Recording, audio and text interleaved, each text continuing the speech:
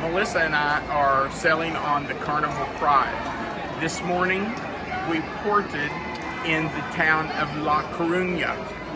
We have taken a shuttle bus over to the town of Santiago de Compostela. Behind me, you see the Cathedral of St. James. Inside the cathedral, down in the lower level, the basement, is the crypt of St. James, where they claim to have the remains of his body.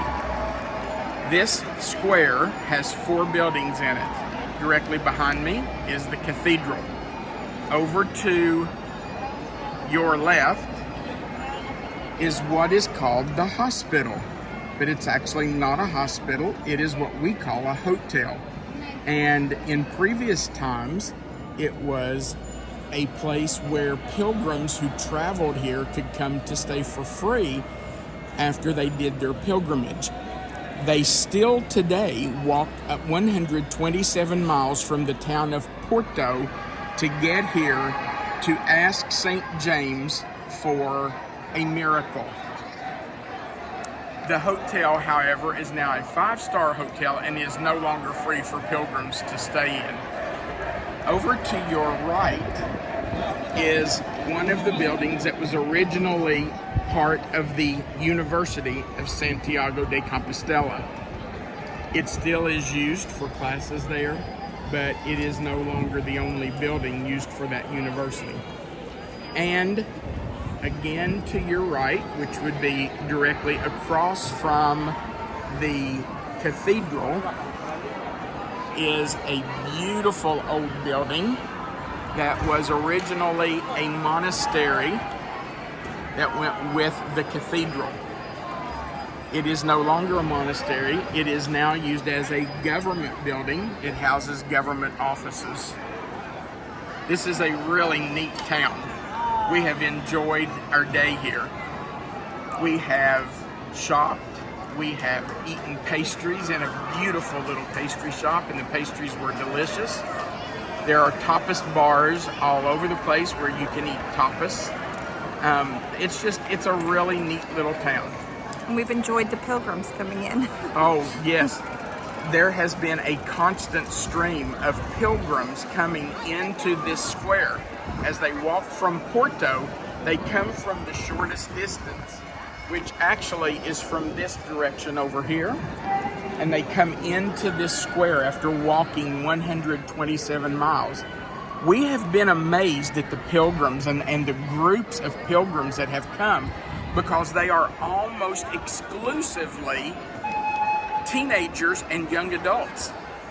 It appears that they're mostly high school and college-aged kids.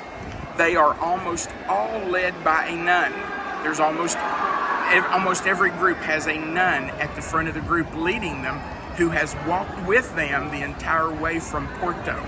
So it's just a really neat thing to watch as they come into the square. This is a guy celebrating his. He's ridden in. Oh yes, this man has ridden a bike. If you ride, you don't do the 127 miles, you do 200 miles to do the pilgrimage. So you start from even further away. And you can see he's a fairly young man. Big groups, lots of celebrations. Lots of groups. And when they get to this square, they cheer, they chant, they sing. It's just a really neat celebration to watch. It's a lot of fun. And we've just been amazed at the age of the pilgrims who come here. I thought it would be maybe 30, 40, 50, 60-year-old people who came, but it's really not. The groups are younger people, which is really good. So if you get a chance to ever come to Santiago de Compostela, you really should come here. It's a great town. It's a beautiful place. Lots of history and heritage. It's over 2,000 years old. So you can imagine the history that's here and the beautiful architecture. So if you ever get a chance, visit Santiago de Compostela. You will be happy you did. In the meantime, we're just really happy that you have chosen to travel with Tom and Melissa. If you'll go down to the bottom right side of your screen, there is a subscribe button that you can click to subscribe to our channel so that you will get every video we post.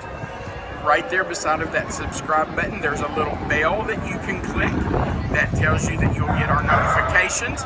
Just click that bell and click all, and you'll get all the notifications that come from our channel.